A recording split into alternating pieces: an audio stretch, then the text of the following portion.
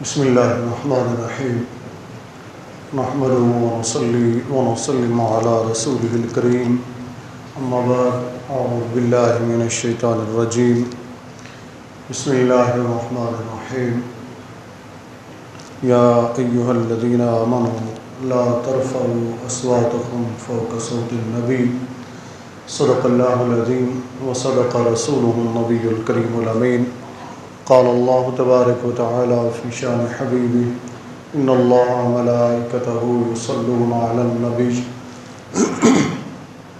يا أيها الذين آمنوا صلوا عليه وسلموا تسليما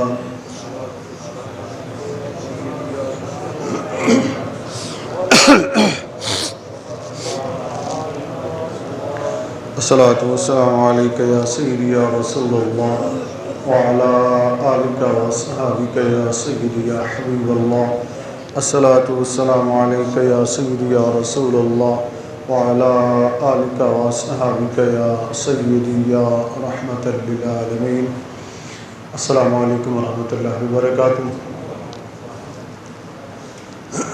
جان گرامی، کل سے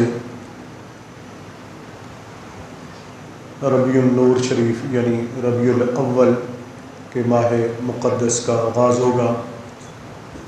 یہ وہ ماہ مبارک ہے جس میں رحمت للعالمین، وجہ وجود کائنات، باعث تخلیق کائنات، اصل کائنات، روح کائنات، جان کائنات جناب محمد الرسول اللہ صلی اللہ علیہ وآلہ وسلم اس دنیا میں تشریف لائے اور اس کفر کدا کو ایمان کا نور عطا فرمایا، ظلمت کدا کو روشنی عطا فرمائی، بے کسوں بے سہاروں کو سہارا عطا فرمایا، یتیموں کے سر پر ہاتھ رکھا، مسکینوں کی یاوری کی، جن کا کوئی پرسان حال نہ تھا انہیں سینے سے لگایا، وہ جنہیں اللہ نے رحمت للعالمین قرار دیا، یعنی تمام جہانوں کے لیے رحمت، وہ جن کے متعلق اللہ تعالیٰ نے ارشاد فرمایا وَاذْكُرُوا نِعْمَةَ اللَّهِ اِذْ كُنْتُمْ أَعْدَاءً فَأَلَّفَ بَيْنَ قُلُوبِكُمْ فَأَصْبَحْتُمْ بِنِعْمَتِهِ إِخْوَانًا۔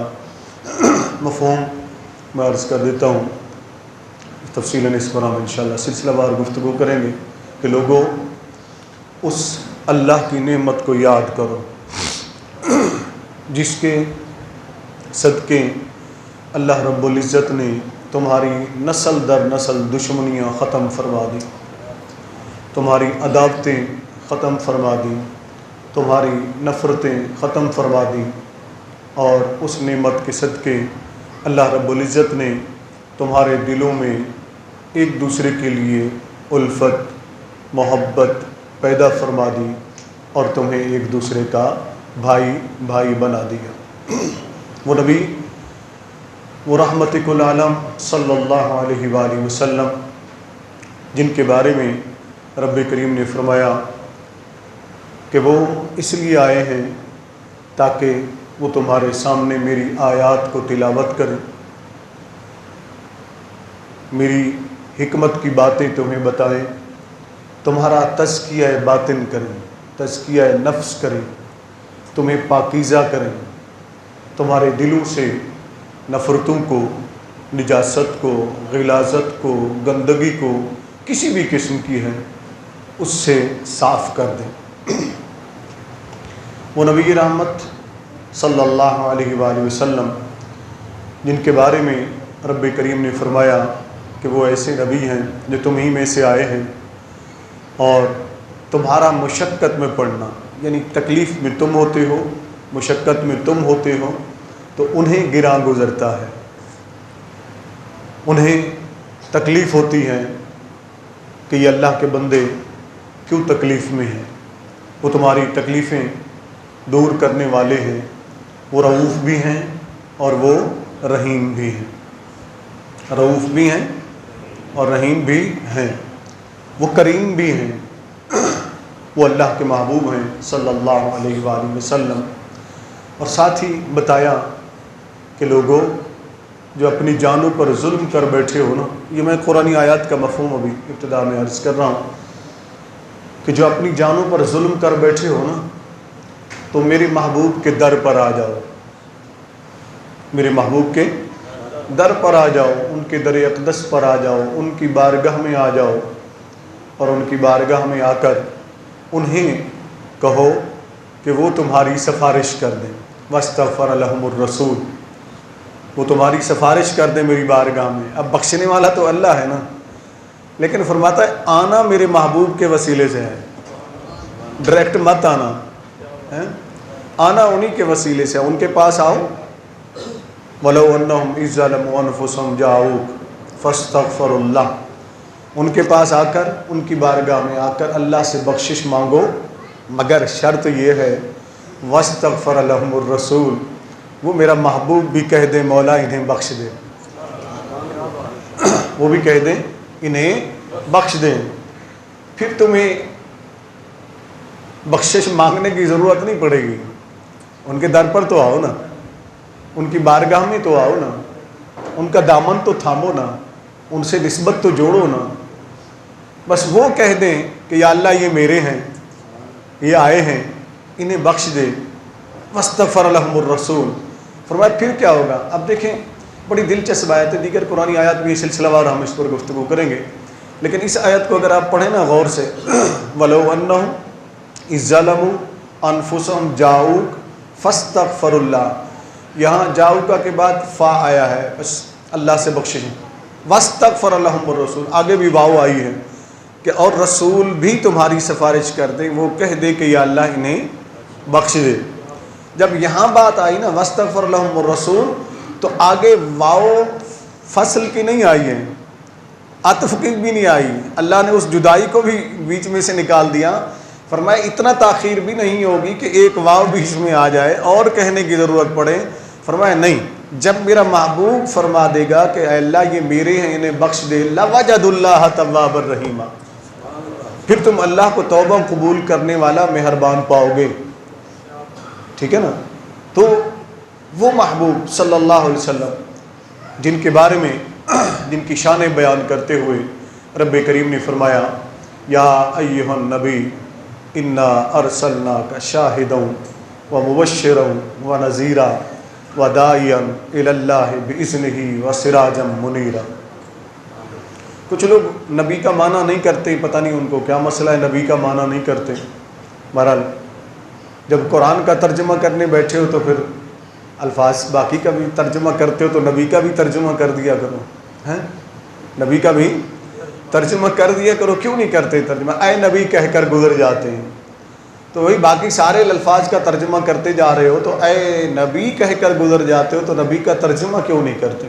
وہ اس وجہ سے نہیں کرتے ہیں کہ اگر نبی کا ترجمہ کر دیں گے تو ان کے خود ساختہ نظریات دفن ہو جائیں گے، کیونکہ نبی کا معنی ہی ہے غیب کی خبر دینے والا، ٹھیک ہے نا، نبی کا معنی ہی یہی ہے غیب کی خبر دینے والا، وہ غیب جس پر انسانی عقل، انسانی ادراکات، انسانی احساسات، انسانی سوچ جہاں تک نہ پہنچ سکے، اس کی جو خبر دے اسے نبی کہتے ہیں، اسے نبی کہتے ہیں۔ اگر کوئی کہے جی نبی کا معنی صرف خبر دینے والا ہے، تو پھر تو BBC لندن کے ہر نمائندے کو نبی ہونا چاہیے، CNN کے ہر نمائندے کو نبی ہونا چاہیے، محکمہ موسمیات کے ہر بندے کو نبی ہونا چاہیے، کہ وہ بھی تو خبریں دیتے ہیں نا، وہ بھی خبریں دیتے کہ بارش آئے گی کہ نہیں آئے گی، موسم کیسا رہے گا جی، تو یہ ساری خبریں بھی تو وہ دیتے ہیں نا۔ پتہ یہ چلا تو یہاں تاریخ بتانا بھی پڑے گا نا کہ کس کو نبی کہتے ہیں، یعنی نبی اس بات کی خبر دے جہاں انسانی عقل، سوچ، ادراک،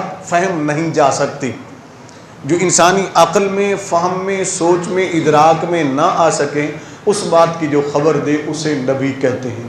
تو اس کا معنی یہ بنے گا اے غیب کی خبریں دینے والے، اے غیب کی خبریں دینے والے، انا ارسلناک، بے شک ہم نے آپ کو بھیجا، شاہد بنا کر، ہیں؟ شاہد بمانا گواہ، گواہ بنا کر، ومبشر اور خوشخبری دینے والا بنا کر، ونذیر اور ڈرانے والا بنا کر بھیجا، وداعیا الی اللہ اور اللہ کی طرف دعوت دینے والا، اللہ کی طرف بلانے والا بنا کر بھیجا، بِإِذْنِهِ اللہ کے حکم سے، وَسِرَاجًا مُنِيرًا اور ہم نے آپ کو روشن چراغ بنا کر بھیجا، روشن چراغ بنا کر۔ اس محبوب کی آمد کا مہینہ ہے جس کے بارے میں رب نے فرمایا وَالضُّحَىٰ وَاللَّيْلِ إِذَا سَجَىٰ، وَالضُّحَىٰ وَاللَّيْلِ إِذَا سَجَىٰ، محبوبہ تیرے رخ زیبا کی قسم، تیرے رخ انور کی قسم۔ اب اس کا ترجمہ میں اپنی طرف سے نہیں کر رہا، شاہ عبدالعزیز محدث دہلوی رحمۃ اللہ علیہ نے تفسیر فتح العزیز کے اندر سورۃ الضحیٰ کا ترجمہ کرتے ہوئے، تفسیر کرتے ہوئے یہی فرمایا۔ امام فخر الدین رازی رحمۃ اللہ علیہ نے تفسیر کبیر کے اندر بھی یہی ترجمہ فرمایا، ٹھیک ہے نا۔ فرمایا ضحیٰ کہتے ہیں چاشت کے وقت کو۔ کون سے وقت کو؟ چاشت کا جو وقت ہوتا ہے نا، تو آپ اس وقت سورج کی طرف اگر آپ دیکھیں، آپ دیکھ بھی سکتے ہیں مگر دیکھ نہیں بھی سکتے۔ ایسا منظر ہوتا ہے بڑا خوبصورت سا، کبھی چاشت کے ٹائم نکل کر دیکھیں نا باہر، تو سورج کی طرف دیکھیں ایک مرتبہ تو بڑا خوبصورت لگتا ہے، آپ ایسے یوں دیکھ سکتے ہیں، لیکن ٹک ٹکی باندھ کر نہیں دیکھ سکتے، اس لیے کہ وہ پھر چبھنے لگ جاتا ہے، پھر چودھیا جاتی ہیں آنکھیں، پھر آنکھیں بند کرنی پڑتی ہیں۔ تو وہ بڑا خوبصورت وقت ہوتا ہے چاشت کا وقت سورج کا، تو ضحیٰ اس وقت کو کہتے ہیں۔ تو رب نے کیا فرمایا؟ فرمایا محبوب تیرے اس مکھڑے کی قسم جو چاشت کے سورج کی طرح چمکتا ہے، چلمے کی قسم، واللیل اذا سجا اور ان سیاہ زلفوں کی قسم جب وہ اس مکھڑے کو گھیر لیتی ہے۔ یہ اللہ نے بیان فرمایا واللیل اذا سجا ما ودعک ربک وما قلی، والضحیٰ واللیل۔ اب یہاں واو قسمیہ ہے، دوسرا ترجمہ بھی سن لینا، واو قسمیہ ہے، محبوب تیرے مکھڑے کی قسم۔ اب یوں ہوگا محبوب تیرے مکھڑے کی قسم، تیرے چہرے کی قسم، تیرے رخ انور کی قسم، واللیل اذا سجا اور سیاہی کی طرح، رات کی سیاہی کی طرح تیرے چہرے کو گھیر لینے والی زلفوں کی قسم، ما ودعک ربک وما قلی۔ وہ یہ جھوٹ بولتے ہیں کہ تجھے تیرے رب نے چھوڑ دیا ہے، تیرے رب نے تجھے ہرگز نہیں چھوڑا۔ ما ودعک ربک وما قلی، یہ صورت اس وقت نازل ہوگی جب کچھ کفار نے، کچھ دن کے لیے وہی بند ہوئی تو کچھ کفار نے تانا دینا شروع کر دیا، لو جی محمد کو محمد کے رب نے چھوڑ دیا، محمد کو محمد کے رب نے چھوڑ دیا، محمد کو اللہ نے چھوڑ دیا، یہ ایسا ڈھونگ تھا، یوں تھا، یہ اعتراض کرتے رہتے ہیں نا۔ تو اللہ نے فرمایا محبوب یہ جھوٹ بولتے ہیں، میں تو تیری قسمیں اٹھاتا ہوں، تیرے چہرے کی قسمیں اٹھاتا ہوں، تیری زلفوں کی قسمیں اٹھاتا ہوں۔ جب قسمیں اٹھانے پر بات آئی نا، صرف بات یہاں نہیں رہی، بلکہ رب نے فرمایا لا اقسم بہذا البلد وانت حل بہذا البلد ووالد وما ولد۔ اے محبوب مجھے شہر مکہ کی قسم، اس بلد امین کی قسم، اس شہر مکہ کی قسم۔ کیوں قسم ہے اس کی؟ اب کوئی کہے جی کچھ تشریح کرتے ہیں، کچھ لوگوں کو چونکہ نبی کریم صلی اللہ علیہ وسلم کی شان نے جو ہے نا وہ ہضم نہیں ہوتی، کیا اونچی تو بولے نا، ہضم نہیں ہوتی، ان کا ہاضمہ ٹھیک نہیں ہوتا، میدا خراب ہوتا ہے، شیخ صاحب کہتے ہیں نہیں میدا خراب ہوتا ہے، اور بھی بہت کچھ خراب ہوتا ہے، ان کو ہضم نہیں ہوتی تو وہ تعویلیں گھڑنا شروع کر دیتے ہیں۔ اور جی اس وجہ سے قسم اٹھائیے، یا کعبہ ہے یا صفا مروہ ہے، جی حجر اسود ہے، رکن یمانی ہے، رکن شامی ہے، زمزم ہے۔ تو میرا ایک سادہ سا سوال ہوتا ہے، میں سادی سی بات سمجھانا چاہتا ہوں تاکہ ہمارے جو بچے نوجوان ان کو بھی سمجھ آ جائے۔ اگر اللہ نے کعبے کی وجہ سے قسم اٹھانی ہوتی نا، مکے کی، صفا مروہ کی وجہ سے، آب زمزم کی وجہ سے، حجر اسود کی وجہ سے، مقام ابراہیم کی وجہ سے، تو پھر ان کی قسم عیسیٰ علیہ السلام کی کتاب میں اٹھائی جانی تھی نا۔ عیسیٰ علیہ السلام کی کتاب میں قسم اٹھا لیتا اللہ، موسیٰ علیہ السلام کی کتاب میں قسم اٹھا لیتا، صحائف ابراہیم میں قسم اٹھا لیتا، صحائف شعیب میں قسم اٹھا لیتا۔ سابقہ تمام آسمانی کتابوں میں کہیں بھی اللہ نے کعبۃ اللہ کی یا شہر مکہ کی قسم شہر مکہ کی قسم نہیں اٹھائی. پھر اس کی وجہ بھی بیان فرما دی کہ اے بابو مجھے شہر مکہ کے، پہلے یہ سن لینا جو سیدھا سا ترجمہ ہے وہ سن لینا، مجھے شہر مکہ کی قسم. کیوں؟ وَأَنْتَ حِلٌّ بِهَذَا الْبَلَدِ. اب ہل کا جو لفظ ہے اس کا معنی ہوتا ہے چلنا. کیا؟ چلنا. اہل لغت نے اس پر بڑی تفصیل سے لکھا ہے، میں مختصر کر کے آپ کو بتا دیتا ہوں. چلنا، لیکن چلنا کس انداز میں کہتے ہیں؟ ایک چلنا تو وہ نا ذہبہ فلاں چلا گیا. ایک ہوتا ہے خرامہ چلنا. کیا؟ ناز سے چلنا. میں اور سمجھا دوں پیار بھرے لفظوں میں تاکہ بات آپ کو سمجھ آ جائے. خرامہ چلنا، ناز سے چلنا. اور جب ہمارے آقا صلی اللہ علیہ وآلہ وسلم چلتے تھے تو صحابہ کرام رضوان اللہ تعالی علیہم اجمعین فرماتے ہیں، میں تھوڑا سا یہ بھی منظر دکھا دوں نا آپ کو تاکہ آپ اس ماحول میں چلے جائیں. صحابہ کرام رضوان اللہ تعالی علیہم اجمعین فرماتے ہیں جب نبی کریم صلی اللہ علیہ وآلہ وسلم چلا کرتے تھے تو یوں لگتا تھا کہ برابر سطح پر چل رہے ہیں. اگر بلندی پر بندہ چڑھے نا تو یقیناً اس طرح جھک جاتا ہے پیچھے کی طرف. آگے بلندی ہو، اوپر چڑھ رہا تو پیچھے کی طرف جھک جاتا ہے، تو یہ ایک عیب نظر آتا ہے بندے کے اندر. اور جب اترے تو تھوڑا سا آگے کی طرف جھکاؤ لازمی ہو جاتا ہے. یہ بلندی پر چڑھنا یا اترنا تو یہ بندے کے اپنے قصور تو نہیں ہوتا ہے نا، چڑھنے میں ایسا ہی ہو جاتا ہے. لیکن صحابہ فرماتے آقا علیہ السلام بلندی پر چڑھتے تب بھی برابر رہتے، بلندی سے اتر رہے ہوتے تو تب بھی برابر رہتے تھے. یوں خرامہ چلنے کو ہل کہتے ہیں. تو یہاں کیا مراد ہوگا؟ اب اس پر مفسرین کرام لکھا، رب نے فرمایا محبوب مجھے شہر مکہ کی قسم، مجھے شہر مکہ کی قسم. کیوں؟ وَأَنْتَ حِلٌّ بِهَذَا الْبَلَدِ. اے محبوب تو اس شہر میں خرامہ چلتا ہے، اس لیے مجھے اس شہر کی قسم ہے، اس بلد امین کی قسم ہے. شہر مکہ کی قسم اس وجہ سے اٹھائی گئی ہے کہ نبی کریم صلی اللہ علیہ وسلم اس میں تشریف لے آئے. اب یہاں تک نہیں، پھر آگے چلیں. قرآن کریم کے اندر اللہ نے مزید اس کو وضاحت سے آگے مزید بیان فرمایا اگر لوگوں کو یوں بھی سمجھ نہ آئے تو فرمایا والعصر. محبوب ہمیں تیرے زمانے کی قسم. والعصر یعنی جو تیرا ظاہری زمانہ ہے، جب تو اس دنیا میں بھیجا گیا ہے، ہمیں اس تیرے زمانے کی قسم.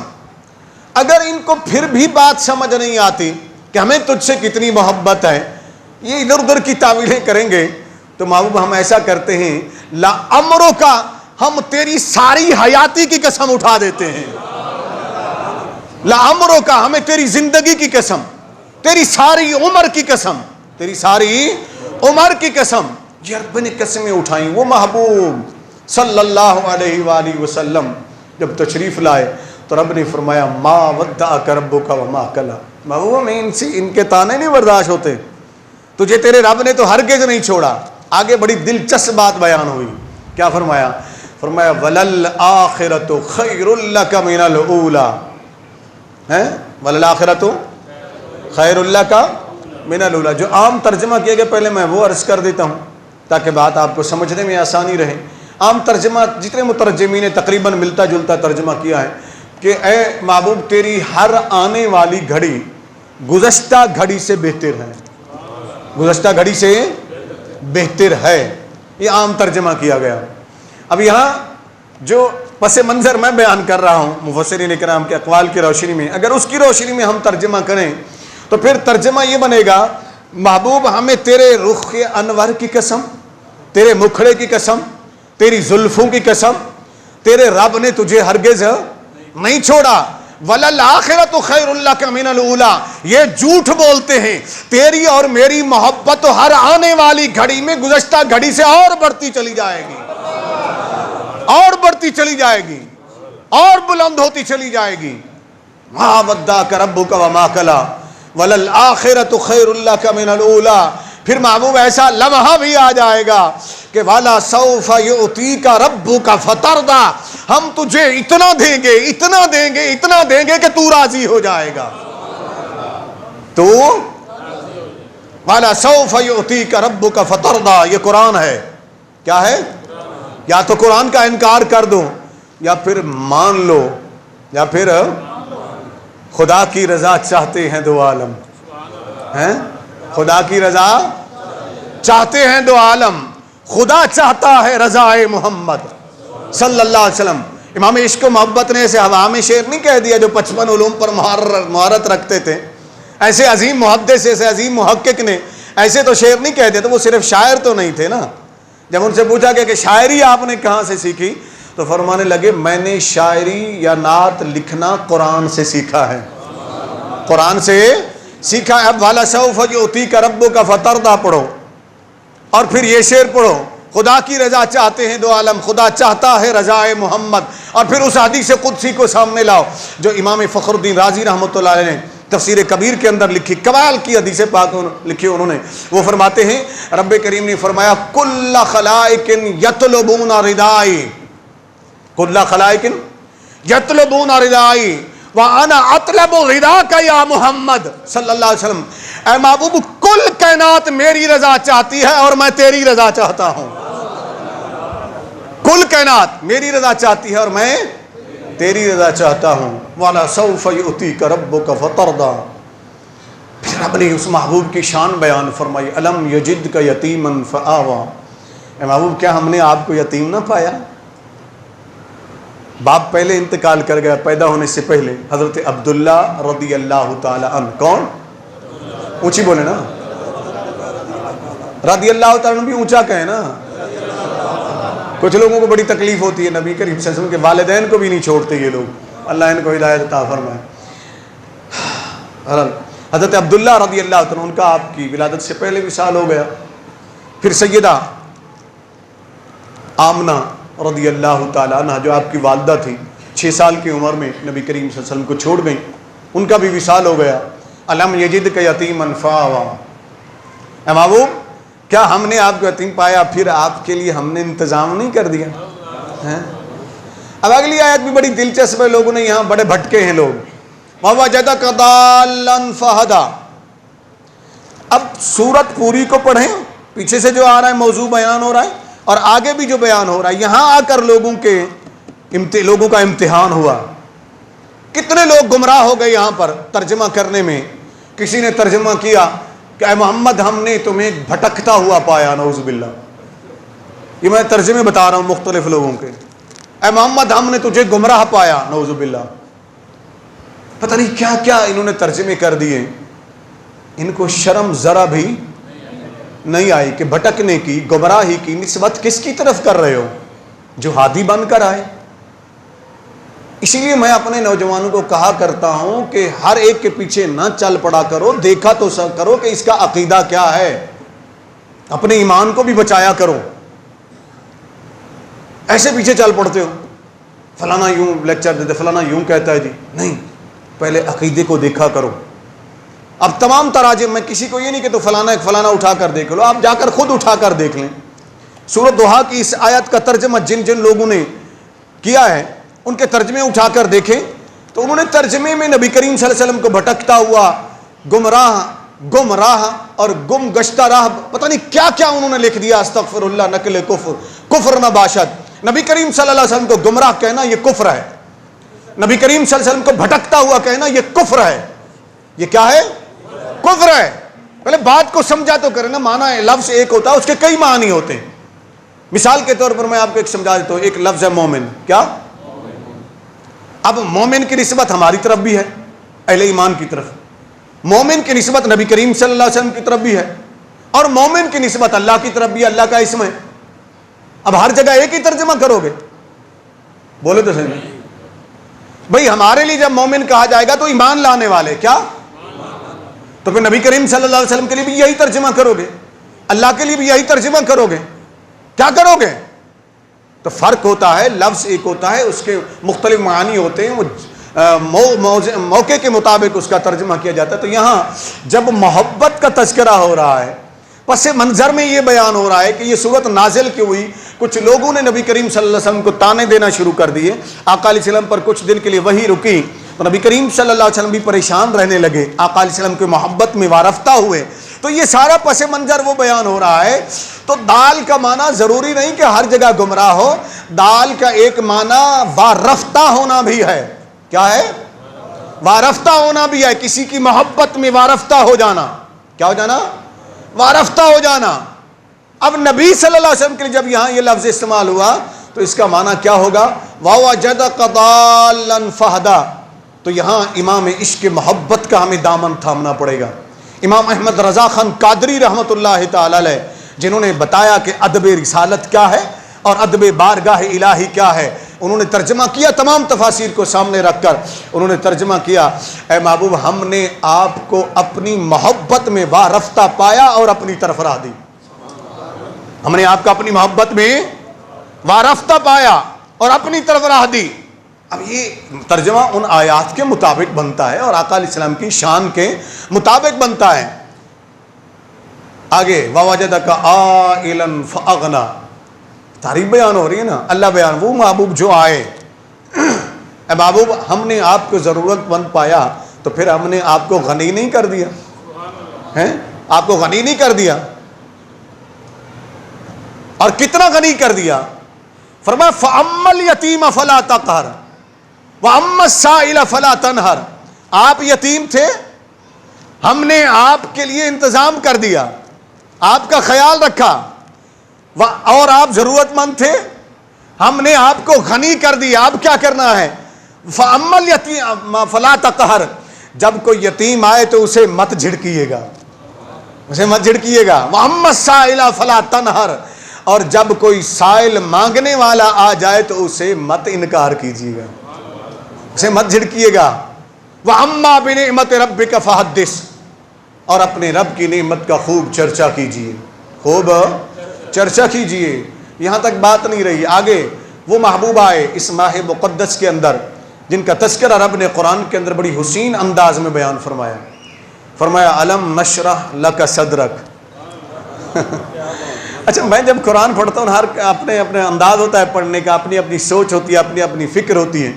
کچھ لوگ قرآن یوں پڑھ رہے ہوتے ہیں کہ کوئی ایسی آیت ملے جس سے نبی کریم صلی اللہ علیہ وسلم کی شان کو گھٹایا جا سکے، کوئی ایسی آیت ملے اللہ والا کی شان کو گھٹایا جا سکے، کوئی ایسی آیت ملے جو بتوں کے بارے میں نازل ہوئی، کفار کی مذمت میں نازل ہوئی، بت پرستوں کی مذمت میں نازل، اسے نکال کر ہم سادہ لوگ مسلمانوں کو گمراہ کریں اور انہیں بھٹکائیں اور انہیں کہیں یہ دیکھو جی یہ تو بندوں کے بارے میں یہ ہے. یہ نہیں بتاتے کن بندوں کے بارے میں، کیا اونچی تو بولے نا، کن بندوں کے بارے میں یہ آیت نہ، یہ نہیں بتائیں گے. ہر ایک کا اپنا انداز ہے، اپنی سوچ ہے. اللہ ان کو نصیب کرے جو ان کا نصیب ہے، جو ان کی سوچ ہے. لیکن میں جس انداز سے دیکھتا ہوں نا، جب میں بیٹھا ہوتا ہوں لائبریری میں قرآن پاک میں اٹھاتا ہوں دیکھتا ہوں تو یوں محسوس ہوتا ہے کہ یہ اللہ کے، چونکہ اللہ عز و جل اور اس کے محبوب صلی اللہ علیہ وسلم ان کا جو ایک تعلق ہے نا محبت کا، اس کو سامنے رکھ کر جب آپ قرآن کو پڑھتے ہیں تو مجھے لگتا ہے یہ وہ سندیسے ہیں. کیا؟ اگر اس کو خط کہہ لیں، آج کل تو خط کا دور نہیں ہے، میسج کا دور ہے. واٹس ایپ پہ میسج کر دیا جی، موبائل پہ میسج کر دیا جی، چلیں ہم میسج کا لفظ ہی استعمال کرتے ہیں. یہ محب کے میسج ہیں محبوب کے نام، محب کے میسج ہیں محبوب کے نام، محب کے خط ہیں محبوب کے نام، محب کی باتیں ہیں محبوب سے، محب کی باتیں ہیں محبوب سے. کب سے ہیں اور کب تک رہیں؟ یہ بڑی غور طلب بات ہے. کب سے ہیں اور کب تک رہیں؟ کو بتا سکتا ہے؟ جی 23 سال کا عرصہ لگا قرآن کے نازل ہونے میں. کتنے؟ 23 سال کا عرصہ لگا. یہ سمجھنا ہے، ہمارے جوانوں کو بھی سمجھنا ہے، بچوں کو بھی سمجھنا ہے. 23 سال کا عرصہ رب نے لگا دیا. کیا کوئی مجھے سے یہ بتا سکتا ہے قرآن کے کسی آیت سے، کسی حدیث پاک سے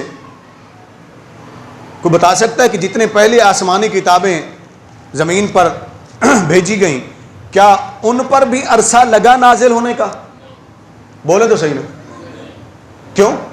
وہ بیک وقت عطا کر دی گئی. کیا؟ بیک وقت عطا کر دی گئی. لیکن جب باری آئی نا اپنے محبوب کی صلی اللہ علیہ وسلم، جب باری آئی نا اپنے محبوب صلی اللہ علیہ وسلم کی، اب قرآن تو جو اللہ نے بھیجنا تھا لوح محفوظ میں محفوظ تھا. کہاں محفوظ تھا؟ لوح محفوظ میں محفوظ تھا. اللہ چاہتا تو بھیج دیتا, اکٹھا ہی دے دیتا, لیکن اللہ نے ایسا نہیں فرمایا. کتنے سال لگا دیے؟ اونچی بولے نا تاکہ سب کو سمجھ آئے, بیدار ہو جائے اگر سو بھی رہا ہے تو. 23 سال کا عرصہ لگا دیا, اور جب 23 سال کا عرصہ ہوا فرمایا الیوم اکملت لکم دینکم واتممت علیکم نعمتی ورضیت لکم بالاسلام دینا. ٹھیک ہے نا, یہ اللہ نے فرما دیا کہ آج کے دن ہم نے دین کو مکمل کر دیا. یہ آخری آیت جب نازل ہوئی, اور دین اسلام اس سے اللہ راضی ہو گیا, وہ عطا فرما دیا. پھر اس کے بعد نبی کریم صلی اللہ علیہ وسلم نے فرمایا کہ اللہ نے اپنے ایک بندے کو اختیار دیا ہے, وہ چاہے تو یہاں رہے, چاہے تو چلا جائے. پھر اس بندے نے اللہ کے پاس جانا پسند کر لیا. صدیق اکبر رضی اللہ عنہ رونے لگ گئے. دیگر صحابہ کرام نے انہیں پکڑ لیا, انہیں کہا تمہیں کیا ہو گیا, تم رونے ہو؟ تو آقا علیہ السلام کسی بندے کی بات کی. فرمایا تم نہیں سمجھ رہے ہو, میں سمجھ گیا. دین مکمل ہو گیا, وحی کا آنے کا سلسلہ تکمیل ہو گیا. وہ خطوط جو آ رہے تھے, وہ رب کا سلسلہ جو تھا, اللہ نے فرما دیا اب مکمل ہو گیا. اب وہ اپنے محبوب کو رہنے نہیں دے گا, یہ کوئی اور نہیں ہے, وہ ہمارے نبی ہیں صلی اللہ علیہ وسلم, جو اب چلے جائیں گے. اب چلے جائیں گے تو 23 سال کا عرصہ کیوں لگایا رب نے؟ رب نے فرمایا محبوبہ 23 سال کا عرصہ اس لیے لگاؤں گا, تو جہاں بھی ہوگا میرا پیغام تجھ تک پہنچ جائے گا, میرا میسج تجھ تک پہنچ جائے گا. اس طرح جبرائیل کے ذریعے ایک ربط رہے گا, براہ راست بھی ہے, اور جبرائیل کے ذریعے بھی یہ ربط رہے گا. اس لیے 23 سال کا عرصہ اللہ نے لگا دیا. اب دیکھیں ایک بات اور بڑی محبت بھری, وہ بھی سمجھ لیجئے. جتنے بھی نبی اور رسول علیہ السلام آئے, جن کو اللہ نے صحائف دیے, جن کو اللہ نے کتابیں عطا فرمائیں, ٹھیک ہے نا, اس طرف توجہ کریں, جن کو اللہ نے کتابیں عطا فرمائیں, صحائف عطا فرمائے, ان میں مخصوص ایک مقام تھا. کیا؟ وہاں بلا لیا جاتا, اس مقام پر آؤ تو تمہیں پیغام ملے گا. کتاب بیک وقت دی گئی, پھر اگر کوئی پیغام بھیجنا تھا تو مخصوص مقام تھا کہ وہاں آئیں اور تمہیں پیغام دیا جائے گا. موسیٰ علیہ السلام کا ذکر موجود ہے قرآن کے اندر, تو طور کے اوپر جایا کرتے تھے. اس طرح دیگر انبیاء کے بارے میں بھی مخصوص جگہ تھی.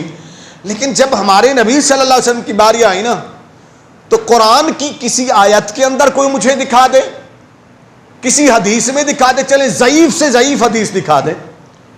تجھے تو نبی کریم صلی اللہ علیہ وسلم کے متعلق صحیح حدیثیں بھی ہضم نہیں ہوتی, قرآن کی آیات ہضم نہیں ہوتی, میں ضعیف حدیث ماننے کے لیے بھی تیار ہوں. دکھا دو کہ اللہ نے فرمایا محبوب اس مقام پر آؤ گے تو وہی کروں گا, اس مقام پر آپ آئیں گے تو پیغام بھیجوں گا, ورنہ نہیں بھیجوں گا.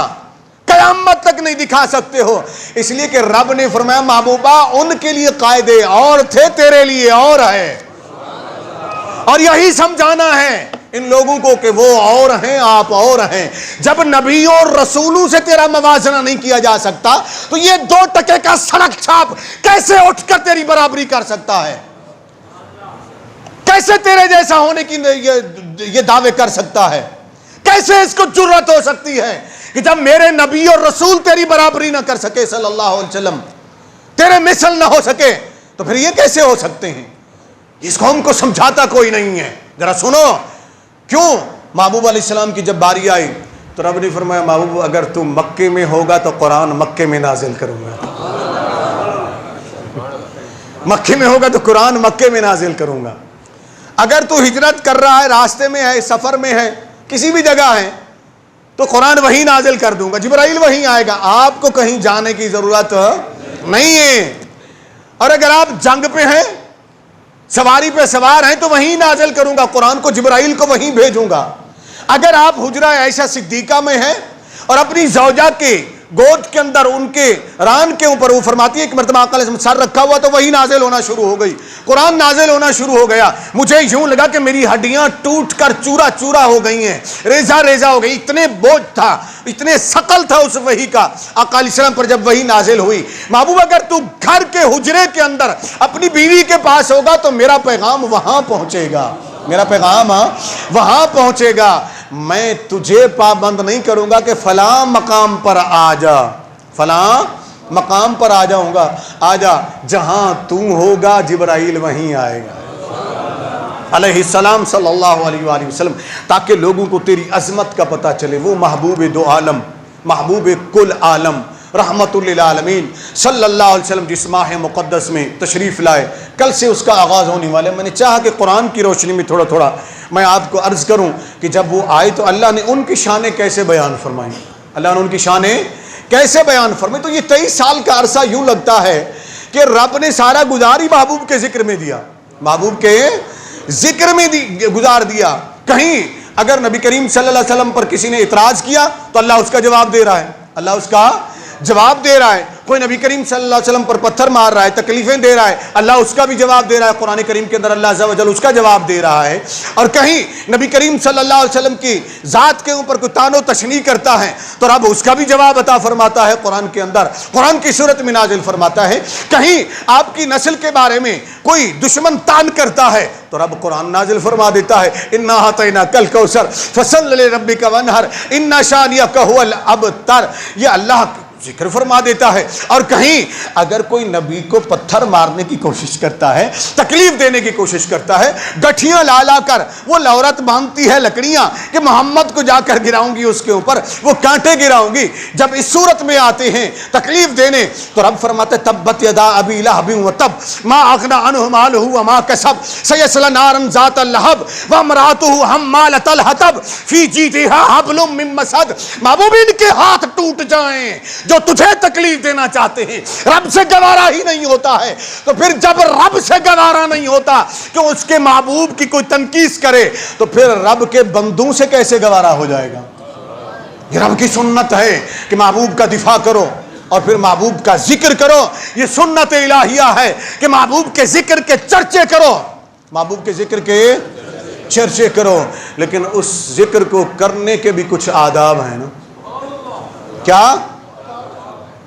میں نے آنا تو اسی طرف ہی تھا نا، آپ کو لانا تھا نا کہ آگے آغاز جو ہونے والا ہے، پھر ہم نے اس ذکر کو کرنا ہے تو کیسے؟ ادب گاہست زیر آسماں، آسماں کے نیچے سب سے بڑی بارگاہ جہاں جنید و بایزید جیسے ایسے ہاتھ باندھے کھڑے ہوتے ہیں، جہاں جبرائیل جیسے دست بستہ کھڑے ہوتے ہیں، جہاں رب کائنات رب عز و جل اہل ایمان کو فرماتا ہے یا ایھا الذین آمنوا لا ترفعوا اصواتکم فوق صوت النبی، اے ایمان والو اپنی آواز کو نبی کی آواز پر بلند نہ کرنا۔ جب یہ آیت نازل ہو گئی کتنے صحابہ کرام نے اس پر عمل کیا رضوان اللہ علیہم، کس کس انداز میں کیا؟ ایسا نہ ہو ان تحبط اعمالکم وانتم لا تشعرون، رب نے فرمایا کہیں ایسا نہ ہو کہ تمہارے اعمال برباد ہو جائیں اور تمہیں خبر بھی نہ ہو۔ حضرت قیس رضی اللہ عنہ نبی کریم صلی اللہ علیہ وسلم کی صحابی تھے، یہ اونچا سنتے تھے نا، تو جو بندہ اونچا سنتا ہے تو وہ بولتا بھی اونچا ہے۔ جب یہ آیت ان کو بتائی گئی تو انہوں نے گھر میں اپنے آپ کو بند کر دیا اور باہر آنا ہی چھوڑ دیا، کسی سے بات کرنا ہی چھوڑ دیا، باہر آنا چھوڑ دیا۔ کسی نے جا کر پوچھا قیس کیا ہو گیا؟ وہ اندر ہی کہہ رہے ہیں کہ قیس تو منافق ہو گیا، قیس کے تو عمل ضائع ہو گئے، قیس تو جہنمی ہو گیا، قیس کا سارا کچھ برباد ہو گیا۔ کسی نے پوچھا بھی کیوں؟ کہا سب سے اونچا تو میں بولتا ہوں بارگاہ رسول صلی اللہ علیہ وسلم میں، چونکہ میں اونچا بولتا ہوں، سنتا بھی اونچا ہوں۔ تو رسول اللہ صلی اللہ علیہ وسلم کو جب پتہ چلا تو آقا علیہ السلام نے بلایا قیس کو، فرمایا قیس نہیں، یہ تیرے بارے میں آیت نازل نہیں ہوئی ہے، تو معذور ہے نا، تو معذور ہے نا، جو معذور ہے اس کی آواز اگر اونچی نکل گئی ہے تو اللہ نے اس کو، اس کے رسول صلی اللہ علیہ وسلم نے اس کو معافی عطا فرما دی، اس سے الگ فرما دیا۔ لیکن صحابہ کرام بارگاہ رسول کا ادب کیسے کرتے تھے؟ تمام صحابہ کا ذکر کروں تو اتنا وقت نہیں، میں صرف 2 جلیل القدر صحابہ رضوان اللہ تعالی رضی اللہ تعالیٰ عنہما کا ذکر کر دیتا ہوں، تاجدار صداقت اور تاجدار عدالت رضی اللہ تعالیٰ عنہ۔ ان 2 سے زیادہ قریب تو کوئی نہ تھا نا نبی کریم صلی اللہ علیہ وسلم کے، ہیں ابو بکر و عمر رضی اللہ تعالیٰ عنہما۔ مولا کائنات حضرت علی کرم اللہ وجہ فرماتے ہو لوگو میں نے اپنے نبی کو دیکھا ابو بکر و عمر کا ذکر کرتے، کیسے؟ فرماتے میرے نبی ذکر کرتے تھے، میں تھا اور ابو بکر تھا، میں اٹھا اور ابو بکر و عمر اٹھے، میں چلا تو میرے ساتھ ابو بکر و عمر تھے، میں بیٹھا تو میرے ساتھ ابو بکر و عمر تھے۔ جن کا ذکر نبی کرتے رہے پھر ہم کیوں نہ کریں؟ پھر ہم کیوں نہ کریں؟ کچھ لوگوں کو بڑی تکلیف ہوتی ہے کہ ان کا ذکر کیوں کرتے ہو، ان کا ذکر کیوں کرتے ہو؟ ہم کریں گے تاکہ تیری تکلیف میں اور اضافہ ہو۔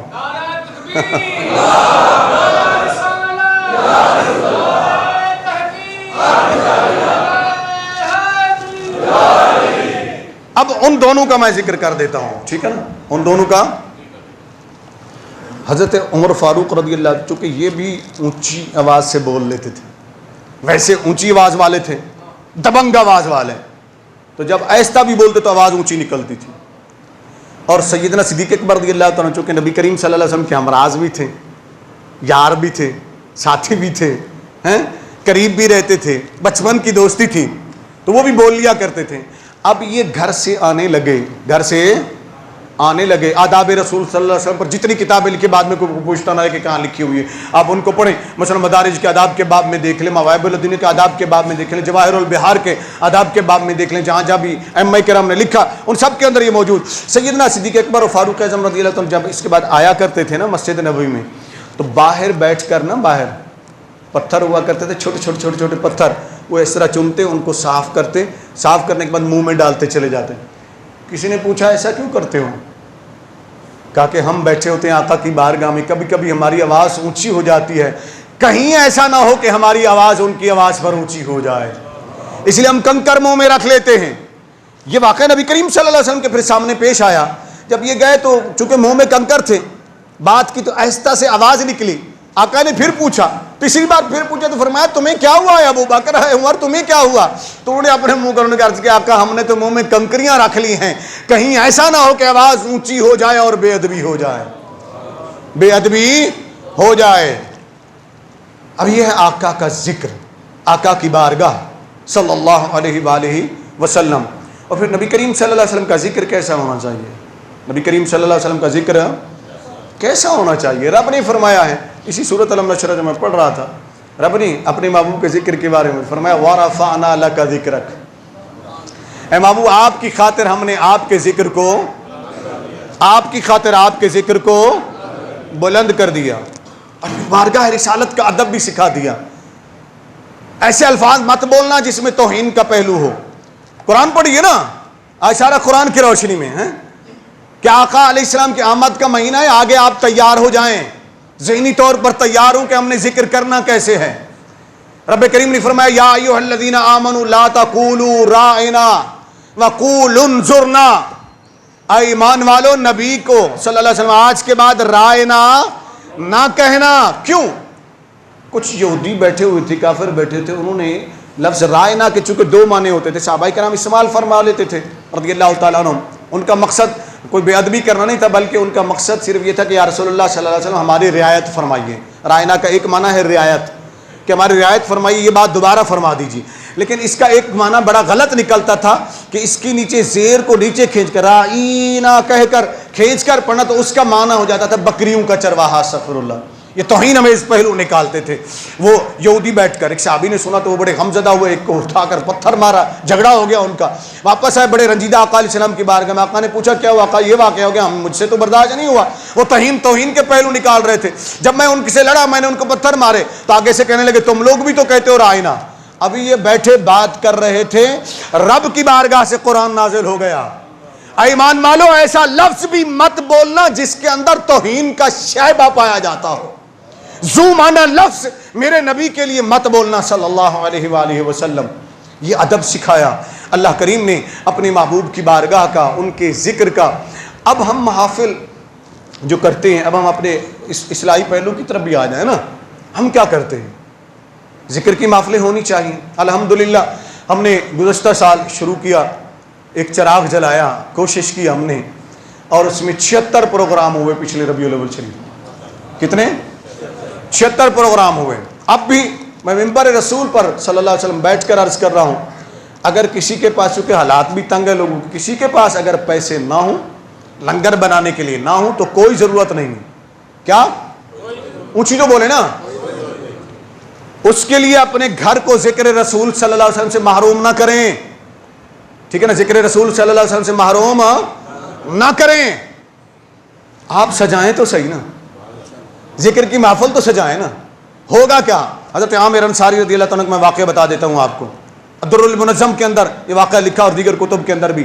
آقا علیہ السلام گزر رہے تھے انصار مدینہ کے محلے سے, ٹھیک ہے نا, گزر رہے تھے, کہیں اور جا رہے تھے, تشریف لے جا رہے تھے کام سے.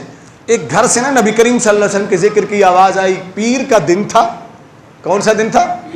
پیر کا دن تھا. اور آواز آ رہی تھی کہ میرے بچوں, میرے عزیزوں, پیر کا دن ہے. پیر کے دن ہمارے نبی آئے, پیر کے دن ان کی ولادت ہوئی, پیر کے دن وہ مکے سے ہجرت کر کے مدینہ المنورہ آئے. یہ واقعات. آقا علیہ الصلوۃ والسلام جب اپنا ذکر سنا تو آگے جانے کی بجائے ان کے گھر کی طرف مڑ گئے. ان کے گھر کی طرف مڑ گئے. جب مڑے دروازے پر سے صحابی کو فرمایا دستک دی تو بندہ نکلے. دیکھا آقا علیہ السلام جا کر حضرت عامر کو بتایا. یہ حضرت عامر انصاری رضی اللہ عنہ صحابی رسول ہیں, انصار میں سے تعلق رکھتے ہیں. دروازہ کھولا, بتایا کہ وہ آقا علیہ السلام, وہ دوڑتے ہوئے آئے, کھڑے ہو گئے. یا رسول اللہ صلی اللہ علیہ وسلم, آپ حکم فرما دیتے, کسی کو بھیج دیتے, میں حاضر ہو جاتا. فرمایا عامر ہم جا تو کہیں اور رہے تھے. توجہ سے سن لیے, ہم جا تو کہیں اور رہے تھے لیکن تیرے گھر سے ہمارے ذکر کی بات آئی, تیرے گھر سے ہمارا نام لیا جا رہا تھا. یہ کیسے ہو سکتا ہے ذکر ہمارا ہو اور ہم گزر جائیں؟ یہ کیسے ہو سکتا ہے کہ ہمارا ذکر کوئی کر رہا ہو, وہ دیوانہ, وہ مستانہ ہمارا ذکر کر رہا ہو, ہمارا محب ہمارا ذکر کر رہا ہو اور ہم گزرتے چلے جائیں اور اس پر نظر کرم نہ فرمائیں. ہم لوٹ آئے تیرے گھر کی طرف تاکہ آنے والے, اب اس کا پیغام میں دے رہا ہوں, تاکہ آنے والے غلامان مصطفیٰ کو میسج مل جائے, پیغام مل جائے. ذکر مصطفیٰ کی محفلیں اپنے گھروں میں ہم اس لیے سجا لیتے ہیں, کبھی تو ان کی نظر ہوگی, کبھی تو ان کا گزر ہوگا, کبھی تو ان کا کرم ہوگا, کبھی تو وہ تشریف لائیں گے. آیا رسول اللہ صلی اللہ علیہ وسلم, سنا ہے کہ آپ ہر عاشق کے گھر تشریف لاتے ہیں. سنا ہے یا رسول اللہ صلی اللہ علیہ وسلم, آپ ہر عاشق کے گھر تشریف لاتے ہیں, میرے گھر میں بھی ہو جائے چراغاں یا رسول اللہ صلی اللہ علیہ وسلم. اس لیے ذکر کی محفلیں سجاتے ہیں. آپ مت سوچئے کہ آپ کے پاس لنگر کے لیے پیسے نہیں, آپ مت سوچئے, آپ جس کی وہ بھی بلانا چاہتے ہیں بلائیں, اپنے گھر میں ذکر کی محفل کریں, جس بھی عالم کو بلاتے ایک نعت پڑھوائیں, ایک تلاوت کریں اور اس عالم کو پابند کریں کہ دورے مائیے مت سنا, ہمیں نشان, ہمیں ادھر ادھر کی باتیں مت سنا. سنانا ہے تو ہمیں ذکر مصطفیٰ سنا, سنانا ہے تو ہمیں سیرت مصطفیٰ سنا, سنانا ہے تو مقام مصطفیٰ بتا, سنانا ہے تو خلق مصطفیٰ بتا, سنانا ہے تو یہ بتا کہ اس دنیا کے اندر انقلاب آیا تو کیسے آیا, سنانا ہے تو یہ بتا کہ بارگاہ رسالت کے آداب کیا ہیں, سنانا ہے تو یہ بتا کہ جو مصطفیٰ سے ملا اسے عظمت کیا مل گئی. نہیں